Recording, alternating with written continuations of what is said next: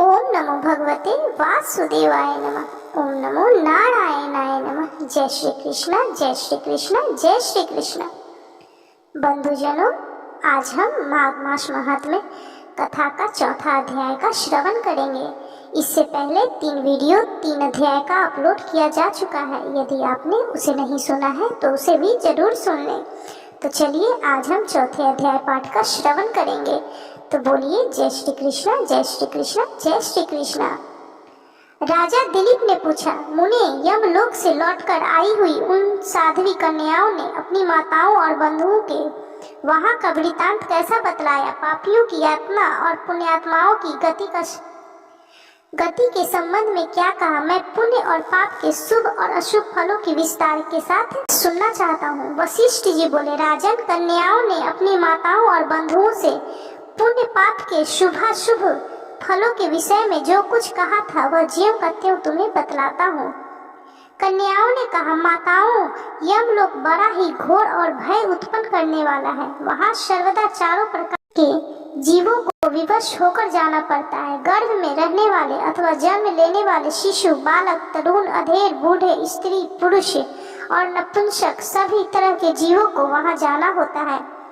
वहाँ चित्रगुप्त आदि समदर्शी एवं मध्यस्थ सत्पुरुष मिलकर देहधारियों के शुभ और अशुभ फलों का विचार करते हैं। इस लोक में जो शुभ कर्म करने वाले कोमल हृदय तथा दयालु पुरुष हैं, वे सौम्य मार्ग से यमलोक में जाते हैं। नाना प्रकार के दान और व्रतों में संलग्न रहने वाले स्त्री पुरुष से सूर्य नंदन यम की नगरी भरी है। माघ स्नान करने वाले लोग वहाँ विशेष रूप से शोभित हैं। धर्मराज उनका अधिक सम्मान करते हैं। वहाँ उनके लिए सब प्रकार की भोग सामग्री सुलभ होती है। माघ स्नान में मन लगाने वाले लोगों के सैकड़ों हजारों विचित्र विचित्र विमान वहाँ शोभा पाते हैं। इन पुण्यात्मा जीवों की विमान पर बैठकर आते देख सूर्य नंदन यम अपने आसन से उठकर खड़े हो जाते हैं और अपने पार्षदों के साथ जाकर उन सबकी अगवानी करते हैं। फिर स्वागत पूर्वक आसन दे, पाद्य, अधर्य आदि निवेदन कर प्रिय वचनों में कहते हैं, आप लोग अपने आत्मा का कल्याण करने वाले महात्मा हैं, अतएव धन्य हैं, क्योंकि आपने दिव्य सुख की प्राप्ति के लिए पुण्य का उपार्जन किया है। अतः आप इस विमान पर बैठकर स्वर्ग को जाइए। स्वर्ग लोक की कहीं तुलना नहीं है। वह सब प्रकार के दिव्य भोगों से परिपूर्ण है। इस प्रकार उनकी अनुमति ले पुण्यात्मा पुरुष स्वर्ग लोक में जाते हैं। माताओं तथा बंधुजन, अब हम वहाँ के पापी जीवों के कष्ट का वर्णन करती हैं। आप सब लोग धैर्य धारण करके सुने। जो क्रूरतापूर्ण कर्म करने वाले और दान न देने वाले पापी जीव हैं, वे वहाँ यमराज के घर में अत्यंत भयंकर दक्षिणा मार्ग से जाते हैं। यमराज का नगर अनेक रूपों में स्थित है। उसका विस्तार चारों ओर से 86,000 योजन समझना चाहिए। पुण्य कर्म करने वाले पुरुषों को वहाँ बहुत निकट सा जान पड़ता है, किंतु भयंकर मार्ग से जाने वाले पापी जीवों के लिए वह अत्यंत दूर है। वह मार्ग कहीं तो तीखे कांटों से भरा होता है और कहीं रेत एवं कंकरों से, कहीं पत्थर के ऐसे टुकड़े बिछे होते हैं जिनका किनारा छुरों की धार के समान तीखा होता है। कहीं बहुत दूर तक कीचड़ ही कीचड़ भरी रहती है। कहीं घातक अंकुर उगे होते हैं। कहीं कहीं लोहे की सुई के समान नुकीले पुंजों से सारा मार्ग ढका होता है। इतना ही नहीं, कहीं कहीं बीच में वृक्षों से भरे हुए पर्वत होते हैं जो किनारे पर भारी जल प्रपात के कारण अत्यंत दुर्गम जान पड़ते हैं। कहीं रास्ते पर दहकते हुए अंगारे बिछे रहते हैं। ऐसे मार्ग से पापी जीवों को दुखित होकर जाना पड़ता है। कहीं ऊंचे नीचे गड्ढे, कहीं फिसला देने वाले ढेले, कहीं फिसला देने वाले चिकने ढेले, कहीं खूब तपी हुई बालों और कहीं तीखी कीलों से वह मार्ग व्याप्त रहता है।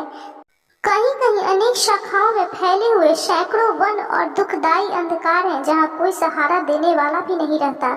कहीं तपे हुए लोहे के कांटेदार वृक्ष, कहीं दावा नल, कहीं तपी हुई शिला और कहीं हिम से वह मार्ग आच्छादित रहता है।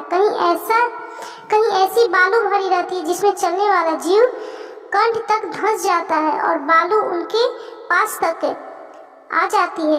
कहीं गर्म जल और कहीं कंडकों की आग से यमलोक का मार्ग व्याप्त रहता है। कहीं धूल मिली हुई प्रचंड वायु का बवंडर उठता है और कहीं बड़े बड़े पत्थरों की वर्षा होती है। उन सब की पीड़ा सहते हुए पापी जीव यमलोक में जाते हैं। रेत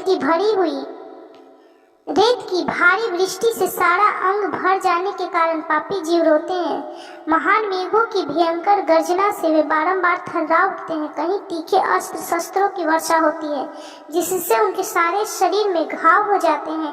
तत्पश्चात उनके ऊपर नमक मिली हुई पानी की मोटी धाराएं बरसाई जाती है। इस प्रकार कष्ट सहन करते हुए उन्हें जाना पड़ता है। कहीं अत्यंत ठंडी, कहीं रूखी और कहीं कठोर वायु का सब ओर से आघात सहते हुए पापी जीव सूखते और रोते हैं। इस प्रकार वह मार्ग बड़ा ही भयंकर है। वहाँ राह खर्च नहीं मिलता, कोई सहारा देने वाला नहीं रहता। वह सब ओर से दुर्गम और निर्जन है। वहाँ और कोई मार्ग आकर नहीं मिला है। वह बहुत बड़ा और आश्रय रहित है। वहाँ अंधकार ही अंधकार भरा रहता है। वह महान, कष्टप्रद और सब प्रकार के दुखों का आश्रय है। ऐसा ही मार्ग से यमलोक की आज्ञा का पालन करने वाले अत्यंत भयंकर यमदूतों द्वारा समस्त पाप परायण मूढ़ जीव बलपूर्वक लाए जाते हैं। वे एकाकी, पराधीन तथा मित्र और बंधु बांधवों से रहित होते हैं। अपने कर्मों के लिए बारंबार शोक करते और रोते हैं। उनका आकार प्रेत जैसा होता है। उनके शरीर पर वस्त्र नहीं रहता। कंठ, ओठ और तालु सूखे होते हैं। वे शरीर से दुर्बल और भयभीत होते हैं तथा क्षुधा की आग से जलते रहते हैं। बलोन्मत्त यमदूत किन्हीं किन्हीं पापी मनुष्यों को चित सुलाकर उनके पैरों में शांकल बांध देते हैं और उन्हें घसीटते हुए खींचते हैं। कितने ही दूसरे जीव ललाट में अंकुश चुभाए जाने के कारण क्लेश भोगते हैं। कितनों की बाहें पीठ की ओर घुमाकर बांध दी जाती और उनके हाथों में कील ठोक दी जाती है। साथ ही पैरों में बेड़ी भी पड़ी होती है। इस दशा में भूख का कष्ट सहन करते हुए उन्हें जाना पड़ता है। कुछ दूसरे जीवों के गले में रस्सी बांधकर उन्हें पशुओं की भांति घसीटा जाता है। वे अत्यंत दुख उठाते रहते हैं। कितने ही दुष्ट मनुष्यों की जिह्वा में रस्सी बांधकर उन्हें खींचा जाता है। किन्हीं की कमर में भी रस्सी बांधी जाती है और उन्हें गर्दनियां देकर इधर उधर ढकेला जाता है। यमदूत किन्हीं की नाक बांधकर खींचते हैं और किन्हीं के गाल तथा ओठ छेद कर उसमें रस्सी डाल देते हैं और उन्हें खींचकर ले जाते हैं। तपे हुए सिंकचों से कितने ही पापियों के पेट छीदे होते हैं। कुछ लोगों के कानों और ठोडियों में छेद करके उनसे रस्सी डालकर खींचा जाता है। किन्हीं के पैरों और हाथों के अग्रभाग काट लिए जाते हैं। किन्हीं के कंठ, ओठ और तालुओं में छेद कर दिया जाता है। किन्हीं किन्हीं के अंडकोश कट जाते हैं और कुछ लोगों के समस्त अंगों की संधियां काट दी जाती है। किन्हीं को भालों से छेदा जाता है। कुछ बाणों से घायल किए जाते हैं और कुछ लोगों को मुद्रणों तथा लोहे के डंडों से बारंबार पीटा जाता है और वे निराश्रय होकर चीखते चिल्लाते हुए इधर उधर भागा करते हैं। प्रज्वलित अग्नि के समान कांति वाले भांति भांति के भयंकर आड़ों और भिंडी पालों से उन्हें विदीर्ण किया जाता है और वे पापी जीव पीप तथा रक्त बहाते हुए घाव से पीड़ित होकर और कीड़ों से डसे जाते हैं। इस प्रकार उन्हें विवश करके यमलोक में ले जाया जाता है। वे भूख प्यास से पीड़ित होकर अन्न और जल मांगते हैं। धूप से बचने को छाया के लिए प्रार्थना करते हैं और शीत से व्यथित होकर तापने के लिए अग्नि मांगते हैं। जिन्होंने उक्त वस्तुओं का दान नहीं किया होता है वे उस पाथय रहित पथ पर इसी प्रकार कष्ट सहते हुए यात्रा करते हैं। इस प्रकार अत्यंत दुखमय मार्ग से चलकर जब वे प्रेत लोक में पहुंचते हैं तब दूत उन्हें यमराज के आगे उपस्थित करते हैं। उस समय वे पापी जीव यमराज को भयानक रूप में देखते हैं। वहाँ असंख्यों भयानक यमदूत जो काजल के समान काले, महान वीर और अत्यंत क्रूर होते हैं, हाथों में सब प्रकार के अस्त्र शस्त्र लिए मौजूद रहते हैं। ऐसे ही परिवार के साथ बैठे हुए यमराज तथा चित्रगुप्त को पापी जीव अत्यंत भयंकर रूप में देखते हैं। उस समय भगवान यमराज और चित्रगुप्त उन पापियों को धर्म युक्त वाक्यों से समझाते हुए बड़े जोर जोर से फटकारते हैं। वे कहते हैं, ओ खोटे कर्म करने वाले पापियों, तुमने दूसरों के धन हड़प लिए हैं और सुंदर रूप के घमंड में आकर पराई स्त्रियों के साथ व्यभिचार किया है। मनुष्य अपने आप जो कुछ कर्म करता है उसे स्वयं ही भोगता है। फिर तुमने अपने ही भोगने के लिए पाप कर्म क्यों किया और अब अपने कर्मों की आग में जलकर इस समय तुम लोग संतप्त क्यों हो रहे हो? भोगो अपने उन कर्मों को, इसमें दूसरे किसी का दोष नहीं है। ये राजा लोग भी अपने भयंकर कर्मों से प्रेरित हो मेरे पास आए हैं। इन्हें अपनी खोटी बुद्धि और बल का बड़ा घमंड था। अरे ओ दुराचारी राजाओं, तुम लोग प्रजा का सर्वनाश करने वाले हो। अरे थोड़े समय तक रहने वाले राज्य के लिए तुमने पाप क्यों किया? राज्य के लोभ में पड़कर मोहवश बलपूर्वक अन्याय से जो तुमने प्रजा को दंड दिया है, इस समय उसका फल भोगो। कहाँ है वह राज और कहाँ गई वह रानी जिसके लिए तुमने पाप कर्म किया है? अब तो सबको छोड़कर तुम अकेले ही यहाँ खड़े हो। यहाँ वह बल नहीं दिखाई देता जिससे तुमने प्रजा का विध्वंस किया। इस समय यमदूतों की मार पड़ने पर कैसा लग रहा है? इस तरह नाना प्रकार के वचनों द्वारा यमराज की उलाहना देने पर वे राजा अपने अपने कर्मों को सोचते हुए चुपचाप खड़े रह जाते हैं। इस प्रकार राजाओं से धर्म की बात कहकर धर्मराज उनके पाप पंक की शुद्धि के लिए अपने दूतों से इस प्रकार कहते हैं, ओ चंड, ओ महाचंड, तुम इन राजाओं को पकड़कर ले जाओ और क्रमशः नरक की आग में डालकर इन्हें पापों से शुद्ध करो। तब वे दूत शीघ्र ही उठकर राजाओं के पैर पकड़ लेते हैं और उन्हें बड़े वेग से आकाश में घुमाकर ऊपर फेंकते हैं। तत्पश्चात उन्हें पूरा बल लगाकर तपाई हुई शिला पर बड़े वेग से पटकते हैं, मानो किसी महान वृक्ष पर वज्र से प्रहार करते हों।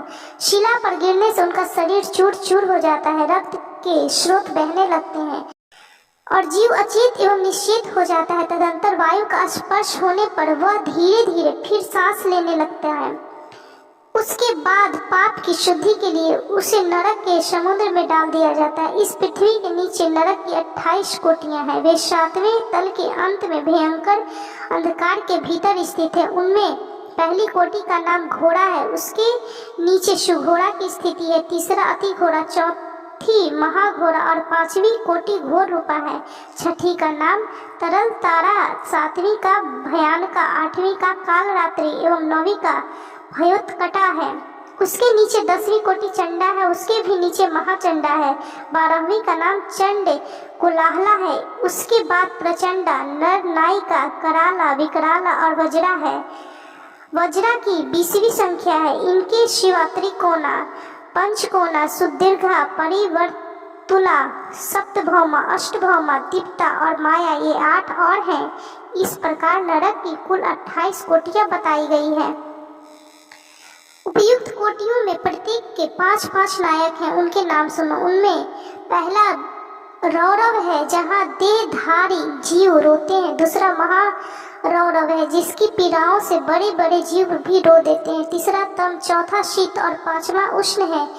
ये प्रथम कोटि के 5 नायक माने गए हैं। इनके सिवा सुघोर, सुतम, तीक्ष्ण, पद्म, संजीवन, शठ, महामाय, अतिलोक, सुभीम, कट, अरंगक, तीव्र वेग, कराल, विकराल, प्रकंपन, महापद्मने, सुचक्र, कालसूत्र, प्रतदर्ण, शुचिमुख, सुनेमी, खादक, सुप्रदीपक, कुंभीपाक, सुपाक, अति दारुण, कूप, अरंगा राशि, भवन, अश्री, कपियुड़, हृदय, विरामय, तुंड शकुनी,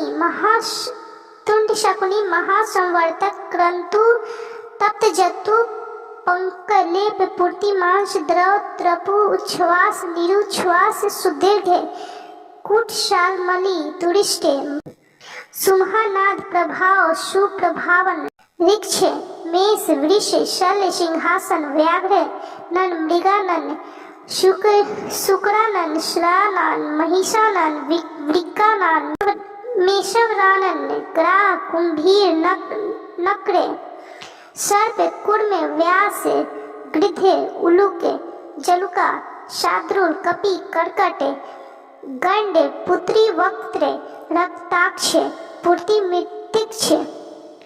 मृतिक, कणाधूम, तुश्रांगी, कृमि, निचय, अमेय, अप्रतिष्ठित, रुधिरान, श्रव, भोजन, लाला भक्ष, आत्मभक्ष, शवभक्ष, सुदारुण, संकृष्ट, सुबिलास, सुकट, संकट, कट, पुरीश, कटाह, कष्टदायिनी, वैतरणी नदी, सुतप्त, लोशंक, यह शंकु, प्रपूरण घोर असितालवन अस्थिभृंग प्रपीड़क नीलयंत्र अतश्यंत्र इक्षुयंत्र कूट अंश प्रमर्दन महाचूर्णी सुचूर्णी तप्त क्षुरधारा पर्वत मल पर्वत मूल मूत्रकूप विष्टाकूप अंधकूप पयु पुयकूप शातन मुसलोलु खल यंत्रशिला शक्तलांगल ताल पत्रा शिवन महा मष्कमंडपे सम्मोहन अतिभ्रंग तप्त शूल अयो गुड़ बहुत दुख महादुख कश्मल शमल हालाहाल विरूप भीमरूप भीषण एकपात द्विपात तीव्र तथा अवीची। यह अवीची अंतिम नरक है। इस प्रकार ये क्रमशः 5-5 के 28 समुदाय माने गए हैं। एक समुदाय एक कोटि का नायक है। रौरव से लेकर अवीची तक कुल 140 नरक माने गए हैं। इन सब में पापी मनुष्य अपने अपने कर्मों के अनुसार डाले जाते हैं। जब तक भांति भांति की यातनाओं द्वारा उनके कर्मों का भोग समाप्त नहीं हो जाता तब तक वे उसी में पड़े रहते हैं। और सुवर्ण आदि धातु जब तक उनकी मैल न जल जाए तब तक आग में तपाए जाते हैं। उसी प्रकार पापी पुरुष पाप क्षय होने तक नरकों की आग में शुद्ध किए जाते हैं। इस प्रकार क्लेश सहकर जब ये प्रायः शुद्ध हो जाते हैं तब शेष कर्मों के अनुसार पुनः इस पृथ्वी पर आकर जन्म ग्रहण करते हैं। तृण और झाड़ी आदि के भेद से नाना प्रकार के स्वाथर होकर वहां के दुख भोगने के पश्चात पापी जीव कीड़ों की योनि में जन्म लेते हैं। फिर कीट योनि से निकलकर क्रमशः पक्षी होते हैं। पक्षी रूप से कष्ट भोग कर मृग योनि में उत्पन्न होते हैं। वहां के दुख भोगकर अन्य पशुओं वहां से दुख भोगकर अन्य पशु योनि में जन्म लेते हैं। फिर क्रमशः गो योनि में आकर मरने के पश्चात मनुष्य होते हैं। माताओं, हमने यमलोक में इतना ही सब देखा है। वहाँ पापी की बड़ी भयानक यातनाएं होती हैं। वहाँ ऐसे ऐसे नरक हैं जो न कभी देखे गए थे और न कभी सुने ही गए थे। वह सब हम लोग न तो जान सकती हैं और न देख सकती हैं। माताएं बोली, बस इतना ही बहुत हुआ, अब रहने दो। इन नरक यातनाओं को सुनकर हमारे सारे अंग शिथिल हो गए हैं। हृदय में भय सा छा गया है। बारंबार उनकी याद आ जाने से हमारा मन शुद्ध बुद्ध खो बैठता है। आंतरिक भय के उद्रेक से हम लोगों के शरीर में रोमांच हो आया है। कन्याओं ने कहा, माताओं, इस परम पवित्र भारतवर्ष में जो हमें जन्म मिला है यह अत्यंत दुर्लभ है। इसमें भी हजार जन्म लेने के बाद पुण्य राशि के संचय से कदाचित कभी जीव मनुष्य योनि में जन्म पाते, परंतु जो माघ स्नान में तत्पर रहने वाले हैं उनके लिए कुछ भी दुर्लभ नहीं है। उन्हें यहाँ ही परम मोक्ष मिल जाता है और पर्याप्त भोजन सामग्री भी सुलभ होती है। भारतवर्ष को कर्म भूमि कहा गया है। अन्य जितनी भूमियां हैं वे भोग भूमि मानी जाती हैं। यहाँ यति तपस्या और याजक यज्ञ करते हैं तथा यही पारलौकिक सुख के लिए श्रद्धा पूर्वक दान दिए जाते हैं। कितने ही धन्य पुरुष यहाँ माघ स्नान करते हैं तथा तपस्या करके अपने कर्मों के अनुसार ब्रह्मा, इंद्र, देवता और मरुदगणों का पद प्राप्त करते हैं। यह भारतवर्ष सभी देशों में श्रेष्ठ माना गया है क्योंकि यही मनुष्य धर्म तथा स्वर्ग और मोक्ष की सिद्धि कर सकते हैं। इस पवित्र भारत देश में क्षण भर मानव जीवन को पाकर जो अपने आत्मा का कल्याण नहीं करता उसने अपने आप को ठग लिया। मनुष्यों में भी अत्यंत दुर्लभ ब्राह्मणत्व को पाकर जो अपना कल्याण नहीं करता उससे बढ़कर मूर्ख कौन होगा। कितने ही काल के बाद जीव अत्यंत दुर्लभ मानव जीवन प्राप्त करता है। इसे पाकर ऐसा करना चाहिए जिससे कभी नरक में न जाना पड़े। देवता लोग भी यही अभिलाषा करते हैं कि हम लोग कब भारतवर्ष में जन्म लेकर माघ मास में प्रातःकाल किसी नदी या सरोवर के जल में गोते लगाएं। देवता यह गीत गाते हैं कि जो लोग देवत्व के पश्चात स्वर्ग और मोक्ष की प्राप्ति के लिए मार्गभूत भारतवर्ष के भूभाग में मनुष्य जन्म धारण करते हैं वे धन्य हैं। हम नहीं जानते कि स्वर्ग लोक की प्राप्ति कराने वाले अपने पुण्य कर्म के क्षीण होने पर किस दिशा में हमें पुनः देह धारण करना होगा।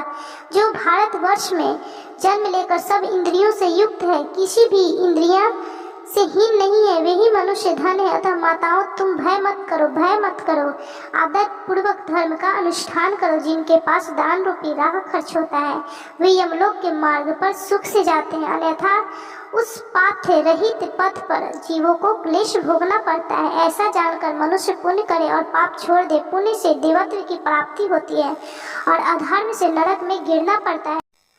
जो कदाचित भी देवेश्वर भगवान श्री हरि विष्णु के शरण में गए हैं वे भयंकर यमलोक का दर्शन नहीं करते। बांधवों, यदि तुम लोग संसार बंधन से छुटकारा पाना चाहते हो तो सच्चिदानंद स्वरूप परम देव श्री हरि विष्णु नारायण की आराधना करो। यह चराचर जगत आप लोगों की भावना संकल्प से ही निर्मित है।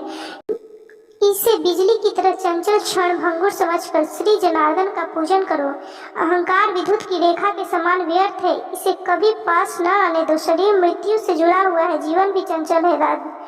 धन राजा आदि से प्राप्त होने वाली बाधाओं से परिपूर्ण है तथा संपत्तियां क्षण भंगुर है। माताओं, तुम क्या नहीं जानती, आधी आयु तो नींद में चली जाती है, कुछ आयु भोजन आदि में समाप्त हो जाती है, कुछ बालकपन में, कुछ बुढ़ापे में और कुछ विषय भोगों के सेवन में ही बीत जाती है। फिर कितनी आयु लेकर तुम धर्म करोगे?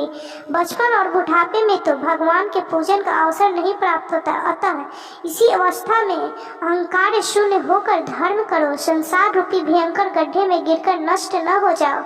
यह शरीर मृत्यु का घर है तथा आपत्तियों का सर्वश्रेष्ठ स्थान है। इतना ही नहीं, यह रोगों का निवास स्थान है और मल आदि से अत्यंत दूषित रहता है। माताओं, फिर किस लिए इसे स्थिर समझकर तुम पाप करती हो?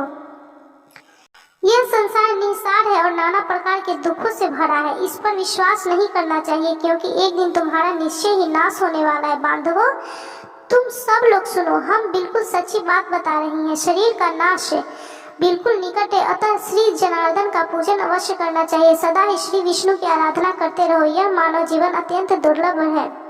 बंधुओं, स्थावर आदि योनियों में अरबों खरबों बार भटकने के बाद किसी तरह मनुष्य का शरीर प्राप्त होता है। मनुष्य होने पर भी देवताओं के पूजन और दान में मन लगाना तो और भी कठिन है। माताओं, योग बुद्धि सबसे दुर्लभ है। जो दुर्लभ मनुष्य शरीर को पाकर सदा ही श्री हरि का पूजन नहीं कर, वह अपने आप ही अपना विनाश करता है। उससे बढ़कर मूर्ख कौन होगा? तुम लोग दंभ का आचरण छोड़कर चक्र सुदर्शन धारी भगवान श्री हरि विष्णु का पूजन करो। हम लोग बारंबार भुजाएं उठाकर तुम्हारे हित की बात कहते हैं। सर्वथा भक्ति पूर्वक भगवान विष्णु का पूजन करना चाहिए और मनुष्यों के साथ ईर्ष्या का भाव छोड़ देना चाहिए।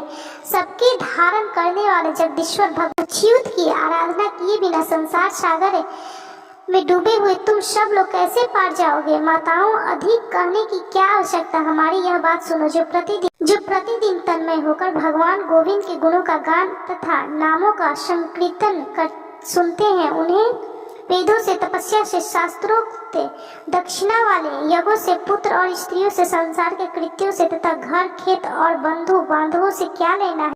इसलिए तुम लोग भय छोड़कर श्री केशव की आराधना करो। शालग्राम शिला का निर्मल एवं शुद्ध चरणामृत पियो तथा भगवान विष्णु के दिन एकादशी को उपवास किया करो। जब सूर्य मकर राशि पर स्थित हो उस समय प्रतिदिन प्रातः काल स्नान करो।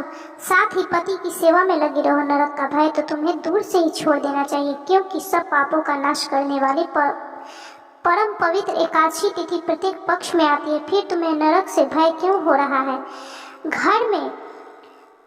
घर से बाहर के जल में स्नान करने से पुण्य प्रदान करने वाला माघ मास भी प्रतिवर्ष आया करता है। फिर तुम्हें नरक से भय क्यों होता है? वशिष्ठ जी कहते हैं, राजन, वे कन्याएं अपनी माताओं से इस प्रकार कहकर पुनः माघ स्नान, उपवास आदि व्रत, धर्म तथा दान आदि करने लगे।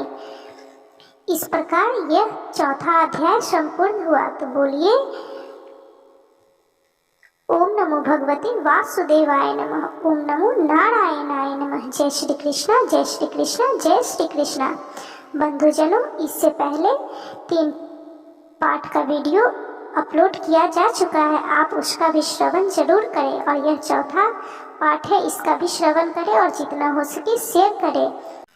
भगवान श्री हरि विष्णु नारायण इस कथा को सुनने वाले, श्रवण करने वाले अपने सभी भक्तों के कष्टों को दूर करेंगे, उनकी सभी दुखों को हर लेंगे और उनकी सभी मनोकामनाओं की पूर्ति करेंगे। तो बंधुजनों, तो बंधुजनों, आप इस कथा का श्रवण जरूर करें और जितना हो सके इसे शेयर कीजिए। यदि आपके द्वारा इस कथा का श्रवण कोई और भी करेगा तो उसका पुण्य फल भी आपको जरूर प्राप्त होगा। तो बोलिए जय श्री कृष्णा, जय श्री कृष्णा, जय श्री कृष्णा। यदि वीडियो अच्छा लगा हो या माघ मास महात्म्य कथा अच्छी लगी हो तो कृपया लाइक कीजिए, शेयर कीजिए और चैनल को सब्सक्राइब करना बिल्कुल भी ना भूलें।